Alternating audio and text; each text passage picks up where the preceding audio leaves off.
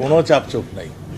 আমরা আমরা সঠিক পদ্ধতিতে ইনকোয়ারি হচ্ছে এবং আমরা মনে করি ইনকোয়ারিটা হওয়ার পরেই আমরা সব কিছু বলবো, কার উদ্দেশ্য কী ছিল এগুলি সব আমরা পরে জানাবো।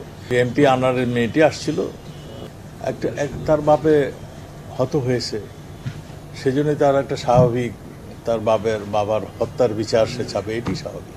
সেটাই সে বলতেছিল যে আপনারা যাতে কেউ পান না পেয়ে যায়, আপনার এই বিষয়টা মানে দেখবেন।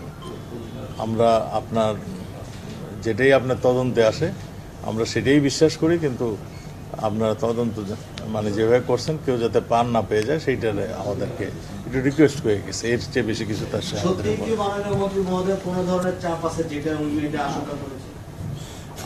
আমি কে চাপ দিবে আমাদেরকে? কোনো চাপচুপ নাই। আমরা আমরা সঠিক পদ্ধতিতে ইনকোয়ারি হচ্ছে এবং আমরা মনে করি ইনকোয়ারিটা হওয়ার পরেই আমরা সব কিছু বলবো, কার উদ্দেশ্য কী ছিল এগুলি সব আমরা পরে জানাবো।